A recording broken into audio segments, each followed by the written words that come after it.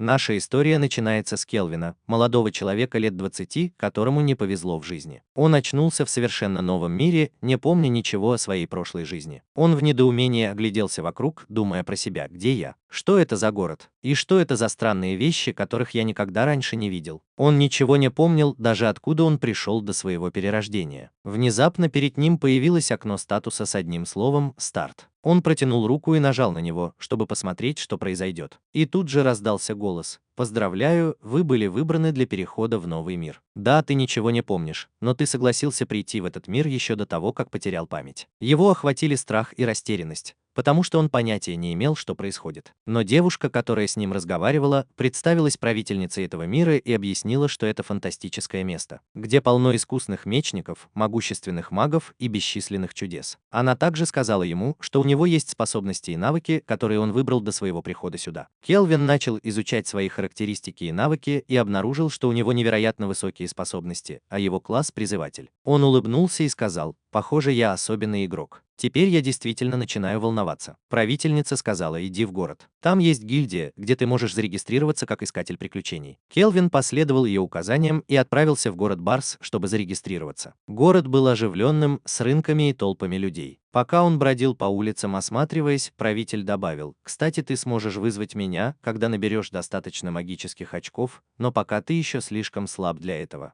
Просто ответил он.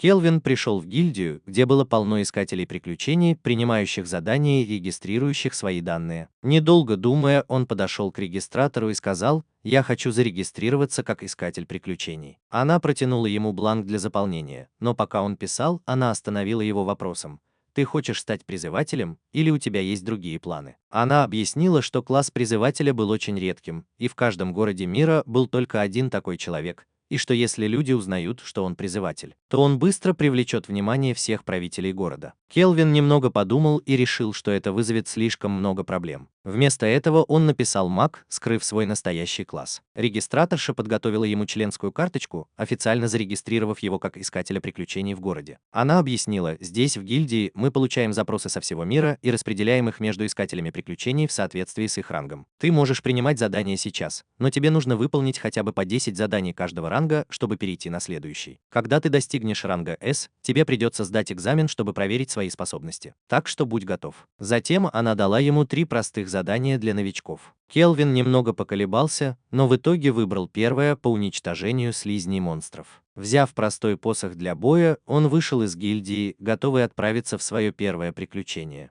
Келвин наконец добрался до леса, до места, где обитали слизистые монстры. Он спрятался, не зная, что делать, когда правитель обратился к нему. «Быстро оцени их глазом».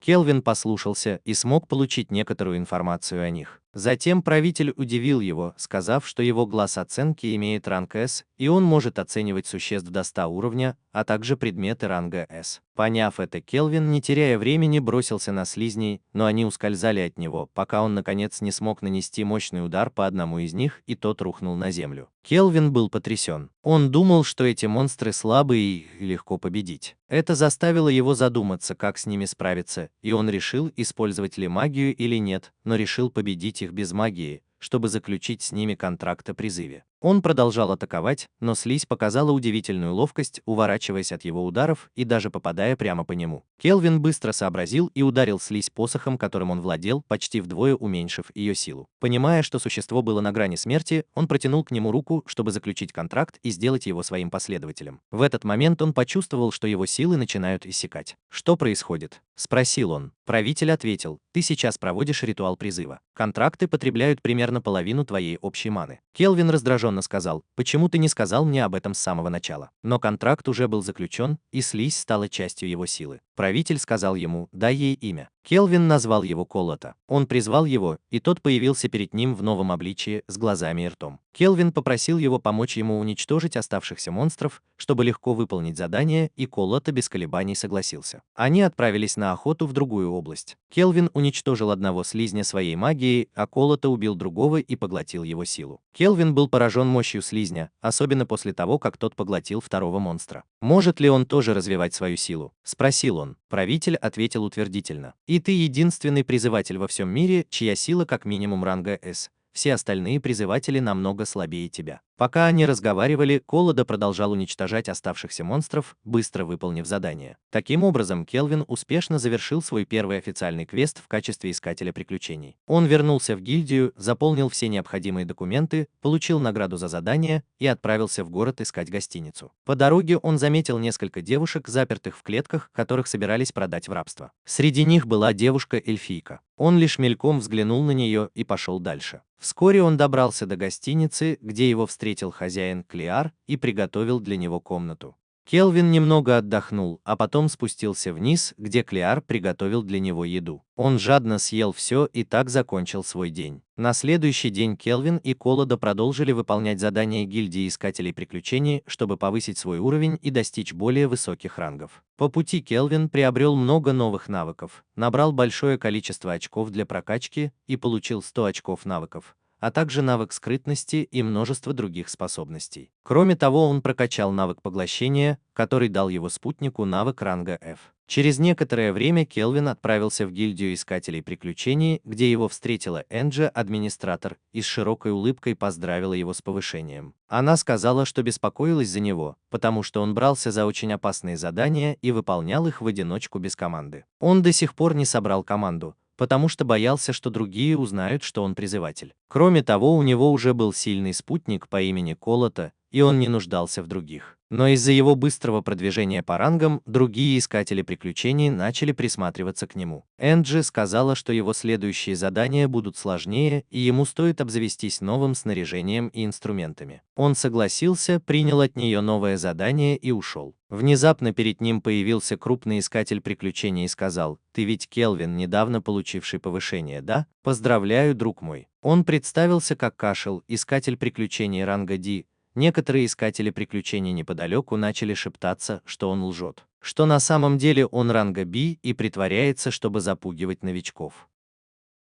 Кашел услышал их шепот и бросил на них сердитый взгляд, заставив их замолчать. Обернувшись к Келвину, он объяснил, что его команда охотится на черного призрачного рыцаря, и пригласил Келвина присоединиться к ним. Энджи тут же вмешалась, возразив, что черный призрачный рыцарь очень силен и опасен для того, кто только что получил повышение. Она посоветовала Келвину не соглашаться на эту просьбу. Кассио рассмеялся и сказал, что не стоит беспокоиться, они будут с ним и помогут ему. Но Келвин отказался, холодно ответив, что такой слабый человек, как я, ничем не сможет вам помочь. Затем он посмотрел на Кашела своим оценивающим взглядом и увидел, что у того очень высокие характеристики и титул убийцы. Келвин подумал, не собирается ли он убить меня. Затем он сменил тему, сказав: «Что скажешь, Кашел? Мы соревнуемся, кто первым доберется до черной призрачной ночи. Я пойду один, а ты можешь взять свою команду как хочешь». Кашел насмешливо ухмыльнулся и ответил: «Как скажешь. Если настаиваешь, я буду ждать тебя в аду». Келвин предложил это испытание, чтобы воспользоваться ситуацией и проверить свои новые навыки. После ухода Каша он встретился со своей командой, и его напарник Крион сказал: «Этот Келвин сильнее, чем я думал. Моя оценка дала ему S, но я вообще не вижу его характеристик. Это значит, что у него очень высокий уровень скрытности». Затем заговорил их огромный товарищ по команде Радж. «На этот раз я хочу свести счеты с Келвином, верно? Позвольте мне убить его первым», — мрачно ответил Кассель. «Мы просто решили посоревноваться. Надеюсь, он хотя бы развлечет меня». Той ночью они все отправились в замок духов, где обитал черный призрачный рыцарь. Как только они вошли в замок, их охватило невероятное потрясение. Все монстры внутри были уже убиты. Келвин пришел сюда раньше них и всех уничтожил. Теперь, когда они пришли, он ждал их. Они спросили, когда он успел сюда добраться, и он ответил: «Черный рыцарь-призрак прямо за этой дверью, и мы должны были выяснить, кто из нас его убьет. Но я передумал. Я не хочу, чтобы вы уходили. Эта битва только для меня. Черный рыцарь-призрак был прямо за этой дверью, и мы должны были выяснить, кто из нас его убьет. Но я передумал. Я не хочу, чтобы вы уходили. Эта битва только для меня. Кроме того, вы ведь собирались меня убить, не так ли? Поверьте, никто из вас ничего не сможет сделать. Я покончу с вами здесь и сейчас». Кешел был ошеломлен. В его голове зародились подозрения. «Гильдия послала вас, чтобы арестовать нас? Или вы здесь за наградой?» Келвин сразу понял, что они преступники, за головы которых назначена награда. Он начал провоцировать Раджа, чтобы тот напал на него, и Радж действительно бросился на него как разъяренный бык, но попал прямо в ловушку, которую приготовил Келвин. Келвин обрушил на него свою магию и уничтожил его. Кешен, испугавшись, попытался убежать, но увидел, что его ждет Колота в своей улучшенной форме. Колота безжалостно преследовал его, нанеся сокрушительный удар, от которого он врезался в стену. В это же время Радж тоже попытался убежать, но Колота схватил его. Кешел бросился на Келвина с мечом, но Келвин уничтожил его меньше, чем за секунду. Келвин решил, что что сдаст их гильдии после того, как разберется с черным рыцарем-призраком. Войдя в зал рыцаря, Келвин увидел, что тот стоит и ждет его. Келвин сразу же использовал свой оценивающий взгляд и узнал имя рыцаря Жерар,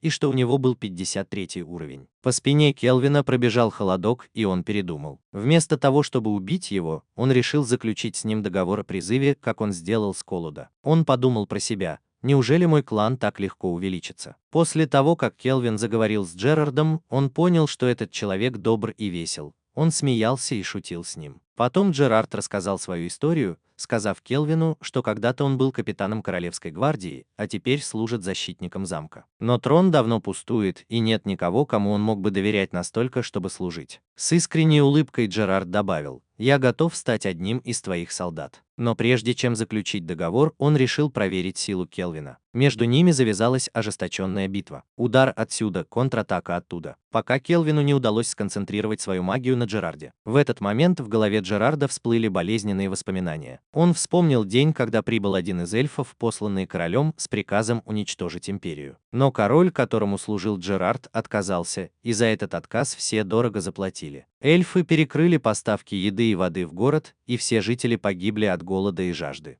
Никто не выжил. Вынужденный уйти, Джерард покинул город, взяв с собой маленькую девочку по имени Конни. Они вернулись к поединку, и Келвин нанес решающий удар, от которого Джерард вылетел из замка. Да, Келвин победил.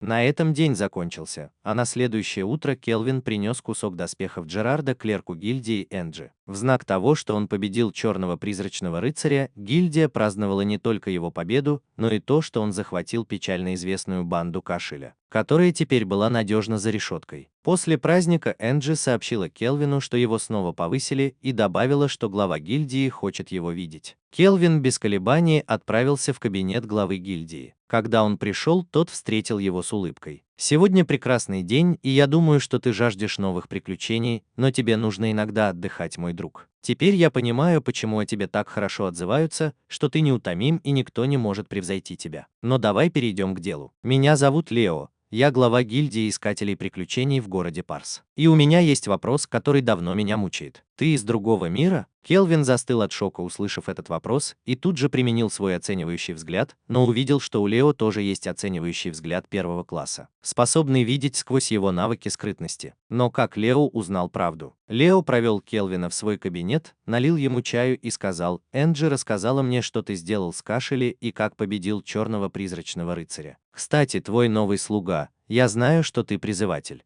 Келвина охватила тревога. Он подумал: я не ожидал встретить здесь кого-то с оценивающим взглядом первого класса, как у мудреца. Видя его тревогу, Жерар и мудрец подбодрили его, сказав: «Ты не можешь вечно бояться быть призывателем. Ты должен раскрыть свои истинные способности». Келвин улыбнулся, немного успокоившись, и сказал: «Вы, должно быть, уже знаете, что Кашел и его спутники были никчемными преступниками. Так почему же вы их не остановили?» Лео с сожалением вздохнул. «Я не мог, мой друг. Касиль принадлежит к богатой знатной семье и родом из другого города. Было бы почти невозможно действовать против него без доказательств. Но ты предоставил эти доказательства, и благодаря этому я смог арестовать его и посадить в тюрьму. Будь уверен, он предстанет перед судом». Келвин кивнул. «Хорошо. Тогда зачем ты меня позвал? Что тебе от меня нужно?» Успокоив его, Лео ответил: «Я тебе не враг. На самом деле я хочу быть твоим другом. Видишь ли, я встречал таких, как ты, раньше, из другого мира». Келвин удивленно распахнул глаза. Теперь он знал, что он не единственный. Лео продолжил: «Эти люди — герои империи Дорамис. Они были призваны после того, как жрецы предсказали скорое воскрешение короля демонов, пророчество, из-за которого по всему континенту распространились монстры. Поэтому, Келвин, я прошу тебя защищать город от нападений монстров, пока герои готовятся к битве с королем демонов. И поскольку в городе не хватает сильных искателей приключений, я предоставлю тебе любые полномочия и поддержку, которые тебе понадобятся, друг мой». Келвин благодарно улыбнулся. «Спасибо тебе большое за помощь. Но сейчас мне нужно отдохнуть». Он вернулся в гостиницу, где его ждала Клэр. Обрадованная его новым назначением, она предложила отпраздновать это по-своему, пообещав приготовить его любимое блюдо, и дала ему несколько сэндвичей, чтобы он мог перекусить в своей комнате. За едой Келвин спросил мудреца о других героях, пришедших из другого мира. Мудрец объяснил, что жрица призвала их некоторое время назад, и что у них довольно высокий уровень. Это беспокоило Келвина. Предстоящая битва с королем демонов была серьезным делом, но мудрец заверил его, что это сейчас не важно. «Сосредоточься на текущей задаче, друг мой. После этого Кельвин взял деньги у Калата и спустился в город, переполненный счастьем. Он был в восторге, потому что решил купить эльфийскую девушку, которую продавали как рабыню.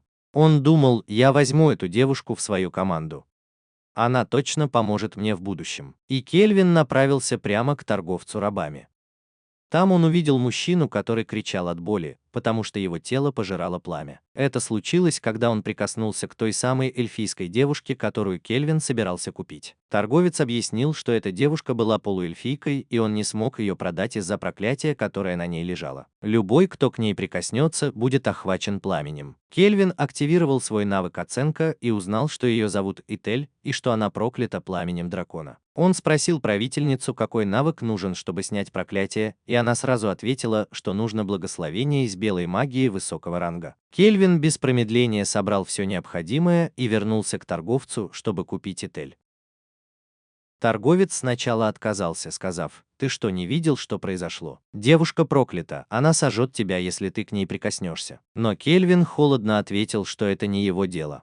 Он отдал золото, сделка была заключена, и он пошел за ней. Она молча шла рядом с ним, а потом наконец заговорила с благодарностью. «Спасибо, что купил меня. Ты единственная, кто осмелился посмотреть мне в глаза». Кельвин улыбнулся, представился и сказал: «Я хочу, чтобы ты присоединилась к моей команде, сражалась на моей стороне, не как кто-то другой, а как член моей команды». Эфа печально опустила голову и начала рассказывать свою историю. В детстве ее продали в рабство, и она не знала, почему на нее наложили проклятие. Слезы безудержно текли по ее щекам. Кельвин подошел, чтобы успокоить ее, но она отпрянула, боясь, что может причинить ему вред. Он не обратил внимания на ее предостережение и протянул руку, чтобы дотронуться до нее. В тот же миг проклятие полностью исчезло. Ее железные оковы разлетелись на куски, и он сказал с теплой улыбкой: «С этого момента ты больше не будешь страдать. Ты свободна, ты в безопасности и больше никому не причинишь вреда». Этель с трудом могла поверить в случившееся. Она плакала от радости и благодарила его снова и снова. Они вернулись в гостиницу Клэр, где Кельвин попросил Клэр привести Этель в порядок и дать ей новую одежду. Клэр согласилась, и когда Кельвин увидел ее в новом наряде, он был поражен ее красотой. Они все вместе сели за стол, и Кельвин представил ее остальным членам команды. Атмосфера была наполнена теплом и смехом. Затем он сказал ей никому не рассказывать, что он призыватель, и даже поделился с ней некоторыми своими навыками, что наполнило Этель счастьем и благодарностью. Прошло время, и с тех пор, как Этель присоединилась к команде Кельвина, прошел целый месяц.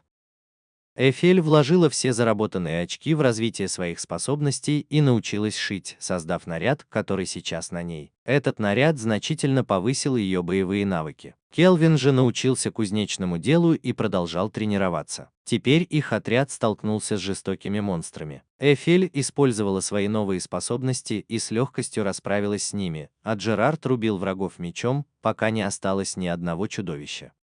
Они вернулись в гильдию, где Анж радостно их встретила. Она сказала Кельвину, что это был его 9-й квест подряд, и остался всего один, чтобы он мог пройти экзамен на повышение ранга. Она добавила, что Эфель теперь на ранге С и скоро перейдет на ранг В, и посоветовала Кельвину купить новое оружие. Он согласился, сказав, что пойдет завтра, потому что уже поздно. На следующий день Кельвин со своей командой отправился в город, в магазин. Он был рад, что правительницы там не было. Она ушла, чтобы передать сообщение героям. Продавец поприветствовал Кельвина, и они немного подождали, пока не пришла Эфель, одетая в свой лучший наряд, и Кельвин на мгновение застыл, пораженный ее красотой. Пока они шутили, на них смотрели горожане, в том числе принц Тибра, принц Триона, города военного центра, расположенного далеко на востоке. Принц и его свита посмеялись над Кельвином, сказав, что он беден и недостоин их. Затем он самодовольно сказал: «Если хочешь пережить эту ночь, отдай мне девушку, и я тебя отпущу». Кельвин ничего не ответил. Вместо этого он нанес сокрушительный удар каждому из охранников принца. Затем он уверенно направился к испуганному принцу, который, заикаясь, сказал: «Я принц Трисона, вы меня не знаете?» Кельвин, ничуть не смутившись, ответил с презрением: «Ты принц только для себя и больше ни для кого». Он связал принца магией, затем холодно спросил: «А что принц делает здесь, в городе Барс? Что привело тебя сюда?» В этот момент принц задрожал от страха и сказал Кельвину: «Я приехал сюда, чтобы встретиться с Лео, главой гильдии, потому что я слышал, что могущественный искатель приключений обосновался в городе Барс,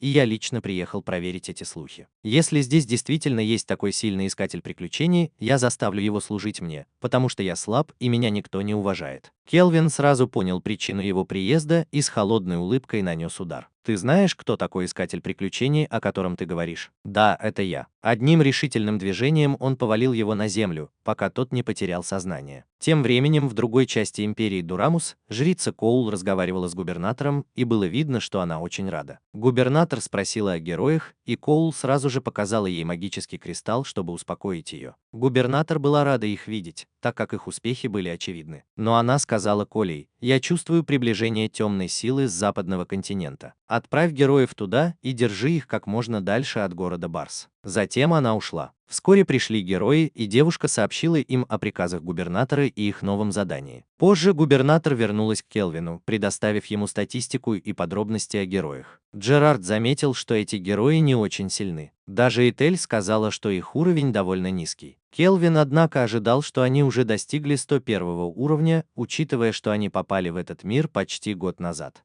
Губернатор с беспокойством добавила, что она сомневается, смогут ли они справиться с королем демонов. Но она улыбнулась и заверила, что все в порядке. «Ты стал очень сильным и сможешь с ними справиться». Келвин рассмеялся и сказал, что да, даже его навыки кузнечного дела значительно улучшились. Пока они разговаривали, пришел Клир и постучал в дверь, чтобы сообщить Келвину, что Лео хочет его видеть в гильдии по срочному делу. Келвин сразу же пошел к Лео, и тот ошеломил его новостью. В Диме появился демон ранга Ди, и пока искатели приключений исследовали пещеру, они обнаружили тайную комнату. Келвин был поражен. Как они вообще вернулись живыми? Лео объяснил, что демон был запечатан. Затем он серьезно добавил: «Честно говоря, я не решаюсь просить тебя о помощи. Тем более, что сила этого демона неизвестна. Эта миссия может быть ранга S или выше». Келвин был потрясен и почувствовал тревогу. Лео заметил его напряжение и продолжил: «Кстати, я слышал, что ты встречался с принцем Теброй раньше». Келвин притворился равнодушным и ответил: «Нет, я не встречался с ним». Лео хитро усмехнулся. «Ходили слухи, что какой-то варвар напал на принца, и я пытаюсь это скрыть, чтобы не было международного скандала. Понимаешь, друг мой, так ты примешь задание или нет?» Келвин сразу согласился. Из-за того, что он сделал с принцем Теброй,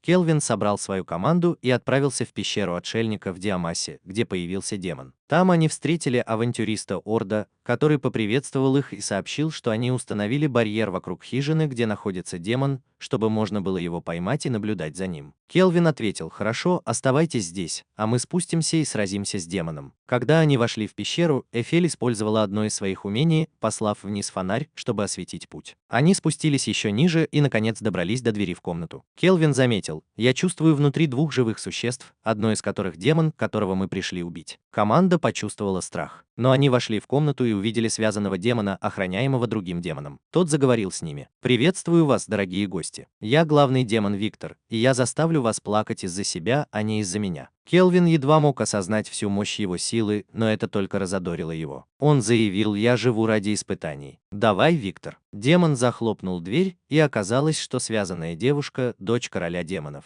Не теряя времени, Виктор набросился на Жерара, который едва успел отразить атаку. И заявил: «Да, у меня есть навык обжорства, который позволяет мне поглощать силу любого существа, которого я съедаю. Когда я поглощаю людей, я получаю их способности и могу сам превращаться в человека. Когда-то я был помощником дочери короля демонов, но предал ее, чтобы поглотить ее силу и стать настолько могущественным, что смог бы стать новым королем демонов». К удивлению Келвина, это его обрадовало, и он воскликнул: «Это будет захватывающая битва. Я так взволнован, что едва могу сдерживаться». Виктор ответил: «Если так, то давай, нападай». Внезапно он приказал солдатам из своей армии напасть на Кельвина и его команду. В тот же миг Кельвин обрушил на врагов свою магию прямо в воздухе, уничтожив большую часть из них, а Джерард добил остальных своим мечом, не оставив никого в живых. В этот момент Виктор бросил дымовую шашку, и на поле боя опустился туман. Один за другим из-под земли начали появляться враги. С огромной силой Виктор бросился на Джареда, нанеся ему мощный удар, от которого тот чуть не упал.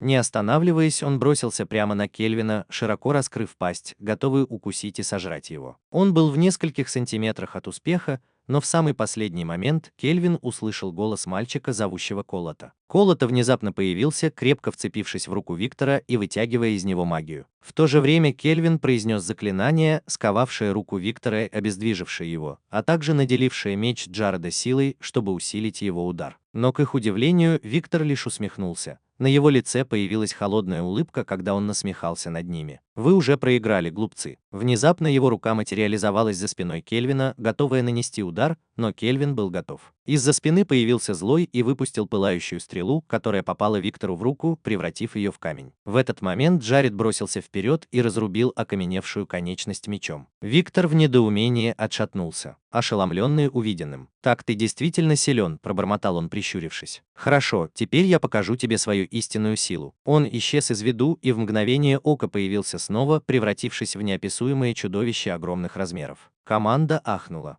Что это за сила? Но они не дрогнули.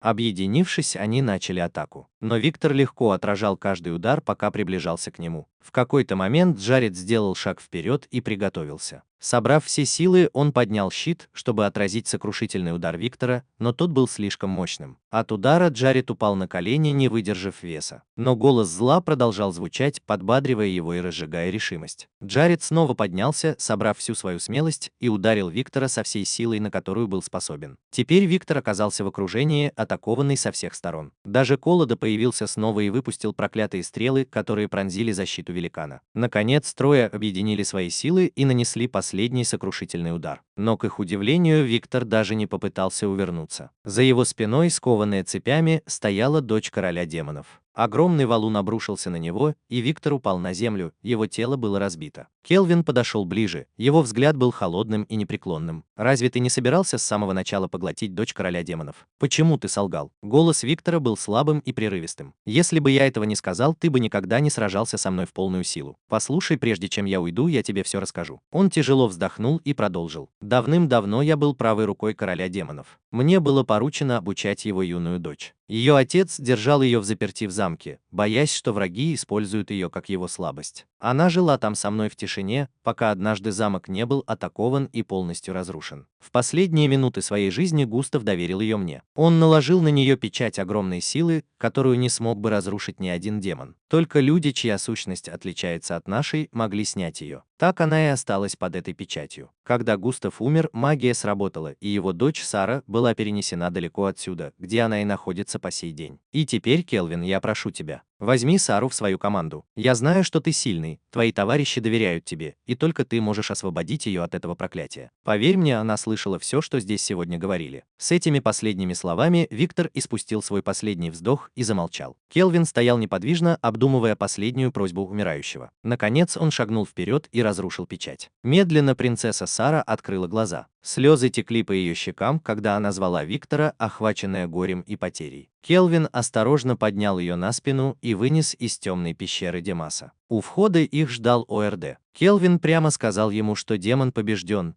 и в доказательство зла отдал ему часть тела демона. Взгляд Орда упал на девушку, которая цеплялась за спину Келвина. «А это кто?» – спросил он с подозрением. Келвин быстро ответил, скрыв правду. «Она дочь демона. Он взял ее в плен, и я возьму ее с собой для ее же безопасности». ОРД кивнул. «Хорошо, друг мой, тогда давай вернемся в гильдию». И они вернулись. В гильдии клерк и все искатели приключений встретили их с огромной радостью, празднуя победу. Раздались радостные возгласы, когда Келвина повысили до первого ранга, став первым за многие годы, кто получил такой титул. Ночь была наполнена смехом, музыкой и весельем, пока все не устали и не уснули прямо за праздничным столом. Но глубокой ночью Келвин проснулся. Он вышел на улицу и увидел, что Сара стоит одна под лунным светом и с тяжелым сердцем что-то тихо шепчет. «Виктор, мир людей пугает, но он гораздо интереснее, чем я себе представляла. Я хочу увидеть океан. Я хочу подняться в горы. Я хочу сама выбирать свой путь.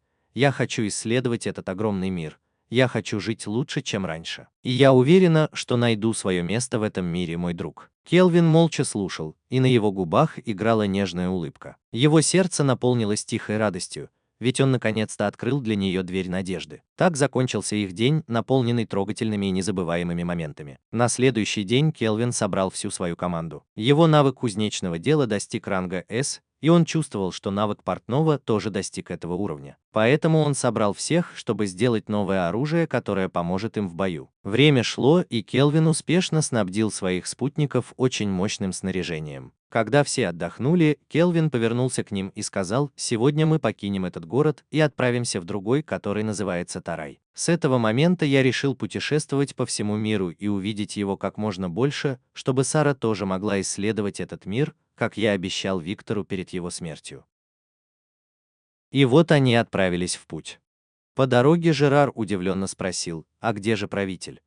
Куда она делась?» Они вспомнили, что правительница сказала им, что использует одно из своих воплощений и возьмет небольшой отпуск, поэтому команда отправилась в путь без нее. Они ехали дальше, и Сара вдруг встревоженно сказала: «Келвин, мне кажется, за нами кто-то наблюдает». Вскоре появилась группа бандитов и преградила им путь. Младшие члены команды испугались, потому что это были самые известные бандиты в Тарадже. Келвин понял, что они опасны, но не растерялся. Он оценил их уровень и понял, что они были всего лишь 20-летними юнцами, намного слабее его. Тогда он приказал Саре атаковать. Она вышла вперед и одним ударом руки сбила одного из них с ног. Их главарь в ужасе замер, увидев ее силу, и приказал своим людям напасть на Сару, но она отразила все их удары, и каждый ее удар сбивал с ног одного из них. Вскоре их главарь упал на землю, дрожа от страха перед тем, что она сделала. В конце концов, все бандиты были связаны, и Келвин вздохнул с облегчением, когда пленница сказала, что их настоящий главарь намного сильнее. Потом они вошли в город. Сара была в восторге от красоты моря и захватывающих дух пейзажей. Затем они отправились в гильдию искателей приключений, где встретили главу гильдии, который поблагодарил их за то, что они поймали бандитов, угрожавших городу. Затем один из сотрудников повернулся к Келвину и спросил: «Это ты, Келвин, искатель приключений первого ранга? Это ты? Лео много о тебе рассказывал». Келвин был поражен ее словами, а она продолжила: «Я была частью его команды 20 лет назад, но сейчас я перейду к делу.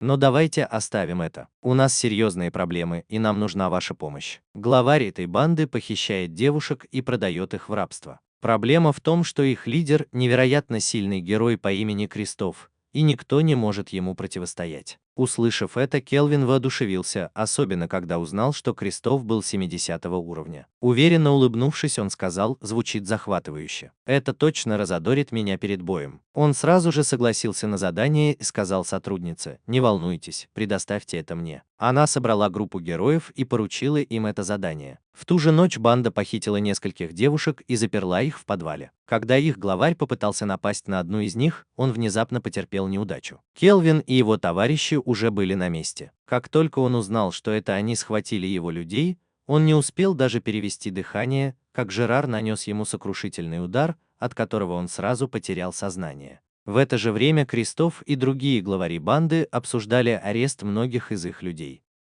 Пока они разговаривали, дверь распахнулась, и их товарища бросили к ним без сознания. По комнате прокатился шок. Прежде чем они успели понять, что происходит, Келвин и его команда ворвались внутрь и напали на главарей. Кристоф понял, что это они уничтожили его людей, и его кровь вскипела от ярости, он жаждал мести. Но Келвин застал его врасплох, насмешливо улыбнувшись, и сказал: «Не радуйся слишком сильно. Для меня эта битва была не более чем мытьем посуды перед подачей основного блюда». Затем он бросился на врага со всей силы. Тем временем прибыла еще одна команда героев, вызванная сотрудниками гильдии. Прежде чем они успели вступить в бой, их лидер попросил Сесилию использовать свои способности для обнаружения врагов. Она обнаружила большую группу людей, собравшихся в одном месте, и они поспешили в комнату, где держали похищенных девушек. Тоя бросился их защищать, но в спешке напал на Колода, приняв его за врага. Но девушка, которую спас Колода, закричала: «Нет, это он нас спас». Тоя успокоил их, сказав: «Не бойтесь, вы все вернетесь домой целыми и невредимыми. Я Тоя, герой Дарааса, и я защищу вас». Обрадовались девушки и бросились к нему со слезами облегчения. Через несколько минут в комнату вошли остальные искатели приключений и увидели Кристофа и других лидеров, лежащих на земле, окровавленных и поверженных. Испугавшись, они решили, что Кельвин и его спутники настоящие преступники и собирались их убить. Но Тоя и другие герои вмешались в последний момент и представились Кельвину, прежде чем началась драка. Это Сесилия, мечница, Нана, целительница, и Майя, волшебница. Похищенных девушек спасли и вернули домой. Глава гильдии объявил, что Крестов и остальные члены банды пойманы и понесут суровое наказание. Затем она тепло поблагодарила Кельвина и его спутников и спросила, куда вы теперь пойдете. Кельвин решительно улыбнулся и ответил, я продолжу свои новые приключения. Я буду путешествовать по миру, чтобы осуществить свои мечты. Желаю вам всем счастливой жизни в этом городе. Затем он попрощался с ними и ушел. После этого Кельвин пошел попрощаться с остальными героями, подарив каждому из них ожерелье, которое сам сделал. Эти ожерелья значительно усиливали магическую силу и обладали скрытыми свойствами, о которых он пока не рассказывал. Туя была очень рада подарку и тепло поблагодарила Кельвина, прежде чем отправиться с остальными на корабле. Когда они ушли, Кельвин немного поговорил со своими спутниками, и тут появилась Сара, игриво толкнула его и сказала, что глава гильдии срочно его вызывает. Кельвин обрадовался, что наконец-то попадет во дворец королевы, где сможет насладиться едой, о которой давно мечтал. Не раздумывая, он отправился туда со своей командой. Когда они прибыли во дворец королевы, Кельвин был поражен его необычным дизайном. Джерард объяснил, что по слухам его прежний владелец был из другого мира, поэтому и обстановка такая необычная. Отбросив любопытство, Кельвин вошел во дворец вместе с остальными. Когда они добрались до королевы, она искренне поблагодарила их за победу над бандой ветра и освобождение города от их тирании. Повернувшись к Кельвину, она сказала, «Раз ты спас девушек, я хочу, чтобы ты попросил что угодно, и я исполню это в знак благодарности». Кельвин без колебаний попросил устроить грандиозный пир, потому что давно не ел по-настоящему вкусной еды. Королева посмеялась над тем, что его желание так просто по сравнению с его подвигами, но тут же согласилась. Она приказала устроить роскошный банкет и позаботилась об их комфорте, отчего Кельвин был безмерно счастлив. Время пролетело незаметно, и вскоре пришло время уходить. Королева лично проводила их к телепортационным вратам, через которые могли пройти только те, у кого было специальное разрешение. Келвин, растерявшись, спросил, как они пройдут, ведь у него такого разрешения не было, но королева заверила его, что уже обо всем позаботилась. Глубоко благодарный, Келвин поблагодарил ее и провел своих спутников через врата, вернувшись прямо в город Барсов. Там он решил купить большой особняк, в котором он и его команда могли бы жить вместе. Он нашел роскошное поместье, которое всем понравилось, и они радостно бродили по его залам, восхищаясь его красотой. Той ночью, когда Келвин ушел в свою комнату, он вдруг почувствовал, что пришла мудрейшая. Он спросил, почему она так долго не появлялась, и она извинилась, объяснив, что ей нужно было время, чтобы снова проявиться. Тогда Келвин призвал ее, и она впервые показала свой истинный облик. Ее красота была неописуемой, и Келвин был поражен. Он сразу же решил назвать ее Лаурой, и на этом их день закончился. На следующее утро Лаура присоединилась к ним за столом и с удовольствием ела. Она с искренним удивлением сказала Келвину, что никогда не думала, что он купит такой дворец, и призналась, что искала его в гостинице, пока наконец не нашла. И была поражена его смелым решением. Тогда Жерар с любопытством спросил, кто эта прекрасная девушка. Лаура представилась. «Я не незнакомка для вас. Меня зовут Лаура. Вчера меня призвал Келвин. Я та мудрейшая, с которой вы разговаривали».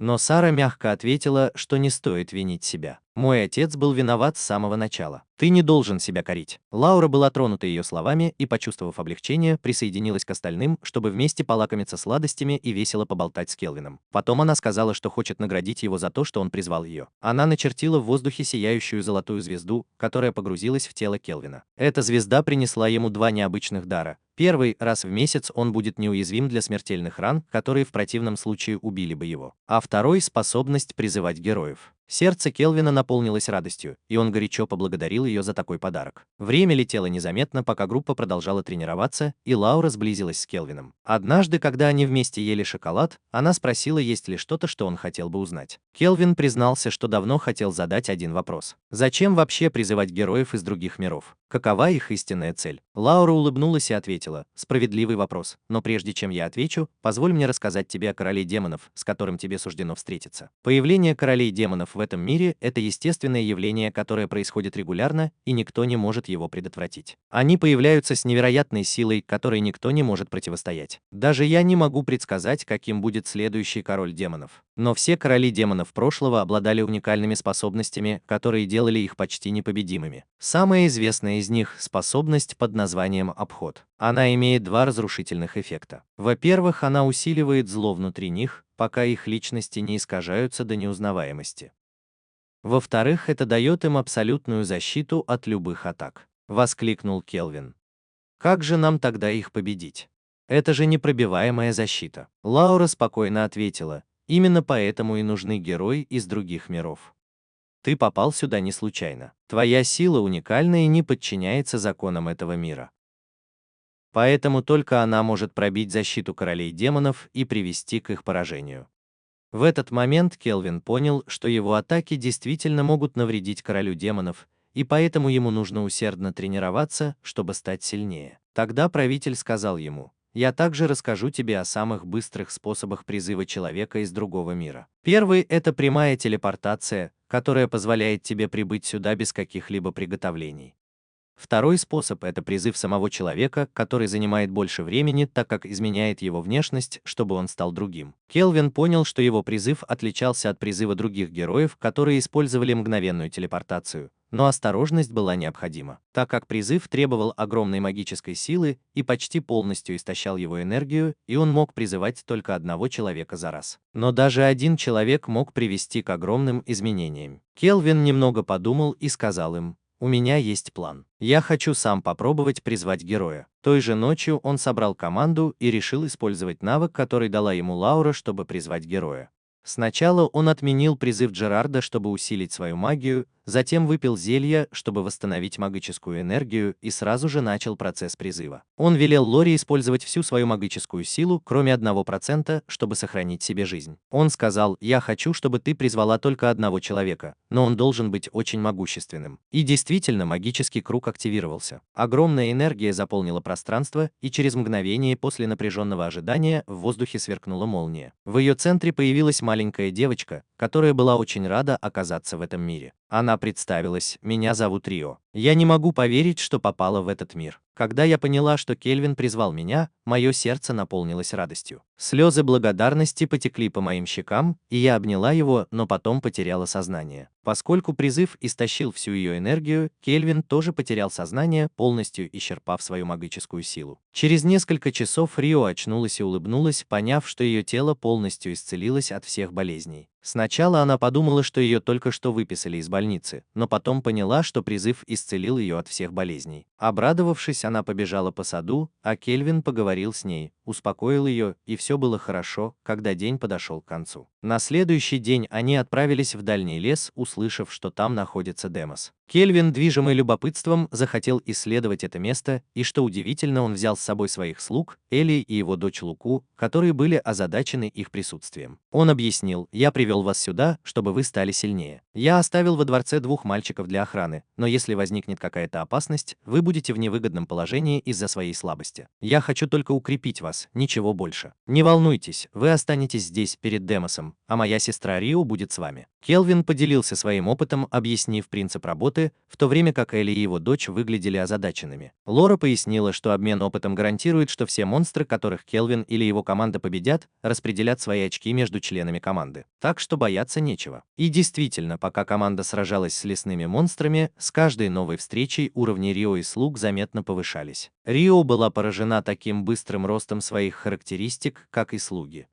Внезапно Злюка сообщила Келвину, что приближается теневой волк. Она велела ему разобраться с ним и поговорила с Рио о ее отношении к собакам. Девушка призналась, что никогда раньше не прикасалась к ним, и Келвин рассмеялся. Затем появился теневой волк. Подойдя к нему, Келвин велел Лоре защищать слуг и использовал свой навык давления, чтобы приручить волка и включить его в команду. Все обрадовались, когда увидели, что волк стал верным псом. Дни шли быстро, и Злюка поняла, что в лес пришла команда искателей приключений. Она удивилась, увидев такую необычную толпу, ведь обычно в лесу никого не было. Келвин заверил их, что они просто исследуют местность. Вскоре они встретили Орда, который был рад его видеть, и спросил, что он здесь делает. Келвин улыбнулся и ответил, что ничего особенного, просто небольшая прогулка. «А теперь скажи нам, что привело тебя сюда. В этом лесу редко можно встретить людей, и выжить здесь непросто». ОРД объяснил, что его команда пришла, чтобы попытаться повысить свой ранг до Би, и им нужно было убить определенное количество лесных монстров за отведенное время. Когда они начали испытания, появились Джерард, Сара и Клато и спросили Келвина, почему он так торопится. Он объяснил им их задачу. Им нужно было победить определенное количество монстров за отведенное время. Их охватило охватила тревога, но Келвин понял, что его команда уже устроила настоящий хаос. Действительно, зло обнаружило, что все лесные монстры были убиты и в живых никого не осталось. Потрясенные, они не знали, что делать, и им пришлось подойти к Орду и извиниться за то, что Джерард и Сара сорвали испытания. ОРД, спокойный и понимающий, заверил их, что все в порядке. Лео оценит силу вашей команды. И, честно говоря, вы тоже заслуживаете возможности пройти испытания ранга С. Келвин был поражен его пониманием и поблагодарил его за терпение, и тогда им разрешили продолжить. На этом день закончился. На следующий день наш герой Келвин отправился со своей командой в карете на юг, в город Гаон. Их целью было встретиться с эльфами, которые жили в окрестных лесах. Во время поездки Эфила сказала: «У меня такое чувство, что я уже была здесь раньше. Должно быть, между мной и этим местом есть какая-то древняя связь». Келвин ответил ей: «Это потому, что ты наполовину эльф, и эта связь глубоко в тебе». Сара тоже удивилась, потому что знала, что эльфы должны жить на западном континенте. Лаура, взволнованная, улыбнулась и объяснила: более 100 лет назад некоторые эльфы переселились с западного континента. Теперь они живут под защитой города Гаон.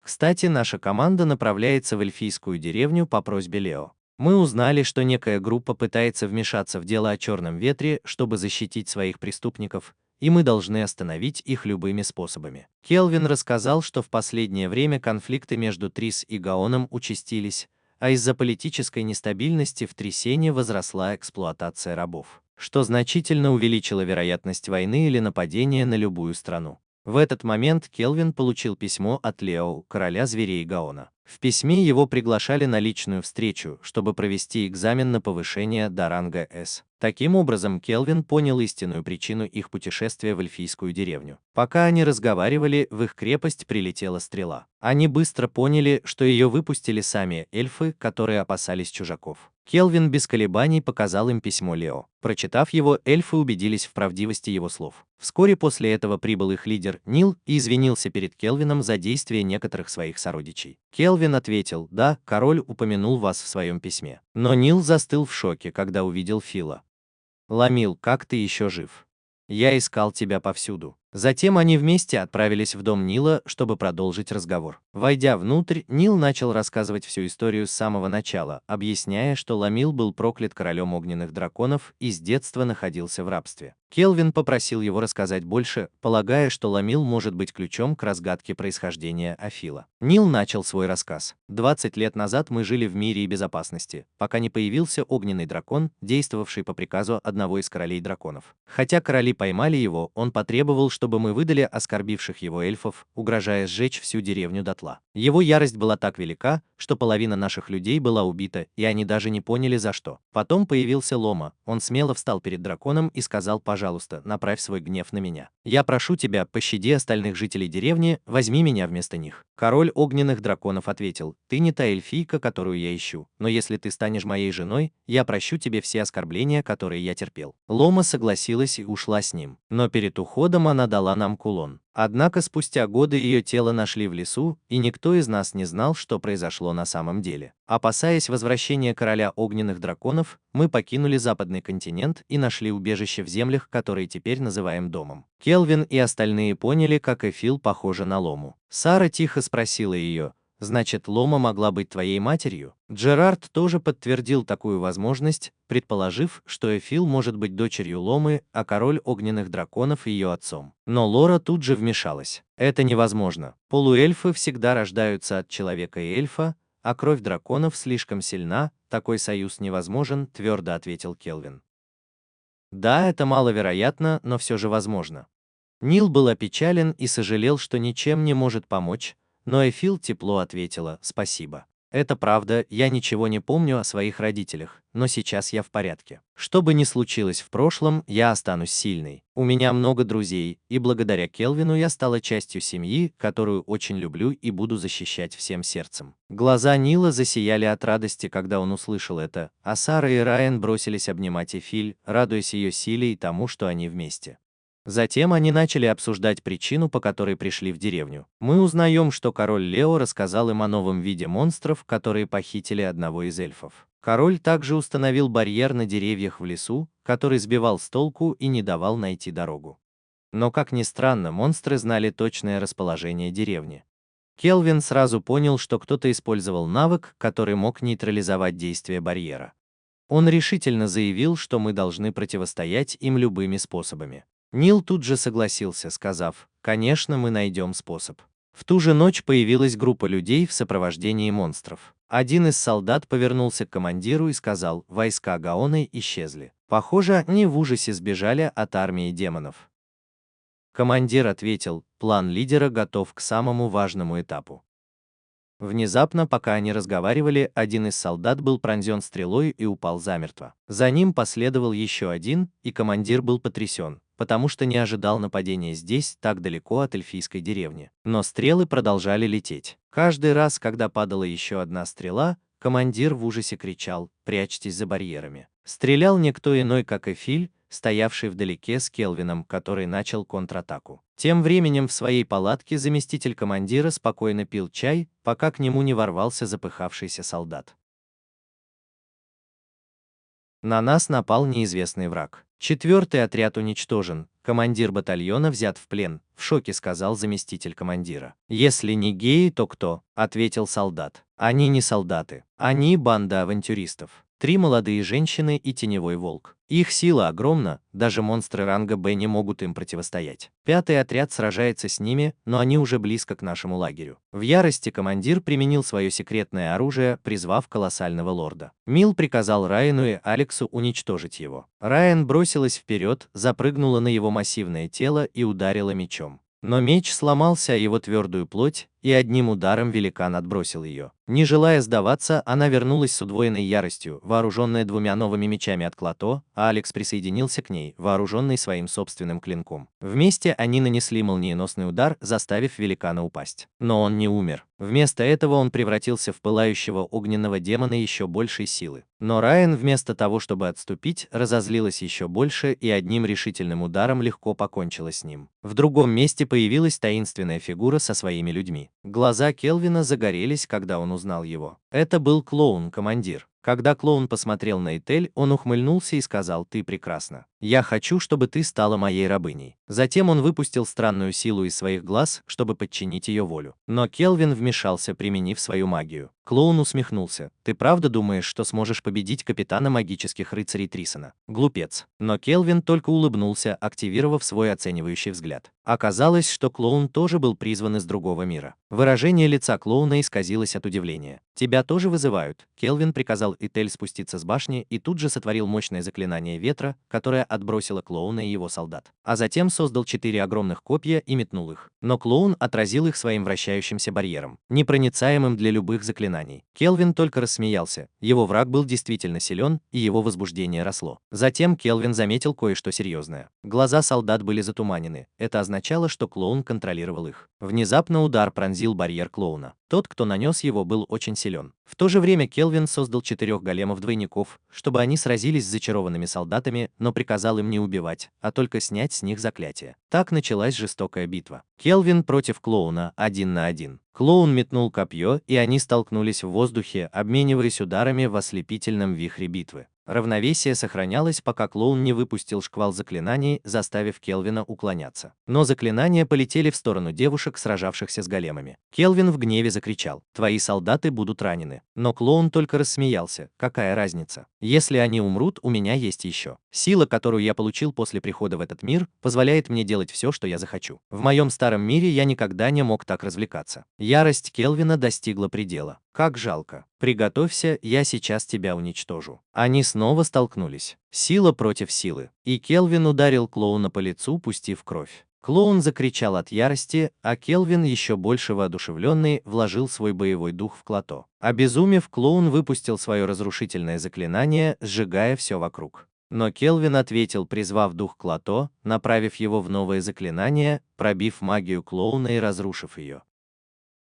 Он уже собирался нанести завершающий удар, когда внезапно перед ним из тени появился человек, держащий в руках священного идола. Он заявил, что я главный организатор нападения на эльфийскую деревню. Приготовься стать черным колдуном. А затем он исчез. Отступив, герои обезопасили эльфийскую деревню. Но все же тайно порок схватил клоуна, унес его, залечил его раны, связал его и холодно сказал: «Мы утопим тебя в проклятом оружии». Затем они безжалостно ударили его. В эльфийской деревне был устроен грандиозный праздник. Келвин подарил Эфель кулон, который принадлежал ее матери, и она была вне себя от радости. Затем к нему подбежала маленькая эльфийская девочка, обняла его и поблагодарила за спасение деревни. Но тут открылась шокирующая правда. Этим ребенком была никто иная, как Лео, королева зверей Гаона. С нежной улыбкой сказала она Келвину: «Поздравляю тебя. Тебя повысили до ранга С. Через 4 дня мы проведем официальную церемонию твоего повышения, на которой ты присоединишься к другим авантюристам ранга С. Приготовься, ведь сражения будут экстраординарными». И как всегда Келвин разразился маниакальным смехом, взволнованный перспективой предстоящих боев. Вот так история подошла к концу. Если тебе понравилось, не забудь поставить лайк, подписаться и рассказать нам, о каком аниме ты хочешь рассказать в следующем выпуске. Прощай. Появилась группа людей, сопровождаемые монстрами. Один из солдат повернулся к своему командиру и сказал: «Войска Гаоны исчезли. Похоже, что они в ужасе бежали от смешанной армии демонических зверей», ответил командир. План лидера готов к самому важному этапу.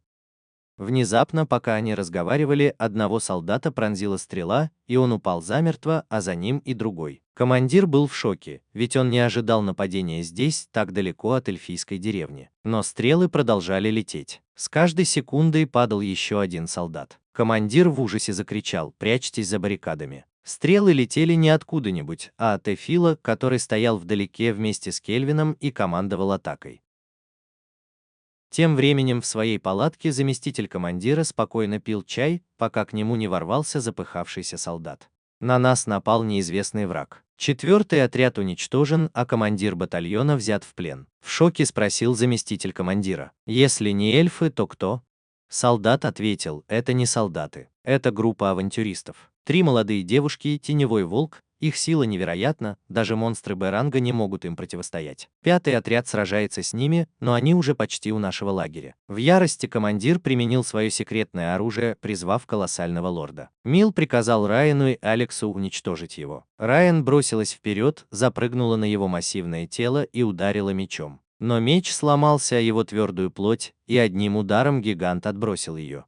Не сдаваясь, она вернулась с удвоенной яростью, вооруженная 2 новыми мечами от Клато, а Алекс присоединился к ней, размахивая своим клинком. Они атаковали с молниеносной скоростью, заставив гиганта упасть. Но он не умер. Вместо этого он превратился в пылающего огненного демона еще большей силы. Но Райан, вместо того, чтобы отступить, разозлилась еще больше и одним решительным ударом легко покончила с ним. В другом месте появилась таинственная фигура со своими людьми. Глаза Келвина загорелись от волнения, когда он узнал его. Это был командир-клоун. В тот момент, когда взгляд клоуна упал на Этель, он ухмыльнулся и сказал: «Ты прекрасна. Я хочу, чтобы ты стала моей рабыней». Затем он выпустил странную силу из своих глаз, чтобы подчинить ее своей воле, но Келвин вмешался, противодействуя своей магией. Усмехнулся клоун: «Ты действительно думаешь, что сможешь сразиться с капитаном волшебных рыцарей Тристана? Глупец». Но Келвин только улыбнулся, активировав свой оценивающий взгляд. Оказывается, этот клоун тоже был призван из другого мира. Выражение лица клоуна исказилось от удивления. «Ты тоже призван». Кельвин приказал Этель немедленно спуститься с башни, а затем использовал могущественное заклинание ветра, уничтожающее клоуна и его солдат, прежде чем выковать 4 колоссальных копья и метнуть их. Но клоун отразил их своим вращающимся барьером. Непроницаемый для любых заклинаний, Келвин только рассмеялся. Его враг действительно был силен, и его возбуждение росло. Затем Келвин заметил кое-что серьезное. Глаза солдата были заколдованы, что доказывало, что клоун держал их под контролем. Внезапно удар пробил барьер клоуна. Тот, кто его нанес, был злом. В то же самое время Кельвин вызвал 4 двойников голема, чтобы сразиться с зачарованными солдатами,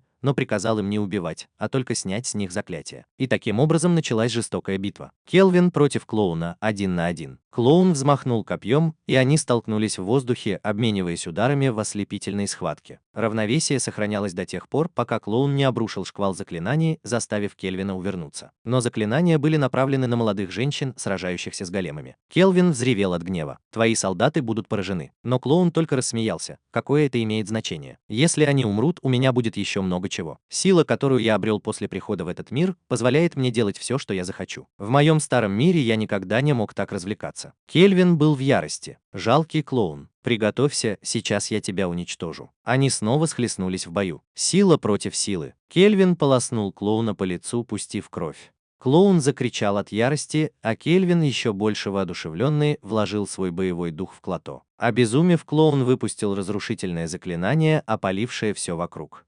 Но Кельвин ответил, призвав эволюционировавшего духа Клото, направив его в новое заклинание, разрушившее магию клоуна. Он уже собирался нанести последний удар, когда перед ним появился человек из тени с древним идолом в руках. Он заявил: «Я стоял за нападением на эльфийскую деревню, приготовься, черный колдун». А потом исчез. Герои отбили эльфийскую деревню, но втайне клоун был схвачен, избит, исцелен и связан. «Мы утопим тебя в проклятом оружии», — холодно сказал он. Затем они безжалостно избили его. В эльфийской деревне устроили большой праздник. Кельвин подарил Эфел подвеску, которая принадлежала ее матери, и она была очень рада. Затем к нему подбежала маленькая эльфийка, обняла его и поблагодарила за спасение деревни. Но открылась шокирующая правда. Это была никто иная, как Лео, королева зверей Гаона. С нежной улыбкой она сказала Кельвину: «Поздравляю, ты получил ранг С. Через 4 дня состоится официальная церемония твоего повышения, где ты присоединишься к другим приключенцам ранга С». Подчеркивание. Концовка. И как всегда, Кельвин разразился маниакальным смехом, предвкушая предстоящие бои. На этом история подошла к концу. Если вам понравилось, не забудьте поставить лайк, подписаться и рассказать, какое аниме вы хотите увидеть в следующем выпуске. Прощайте.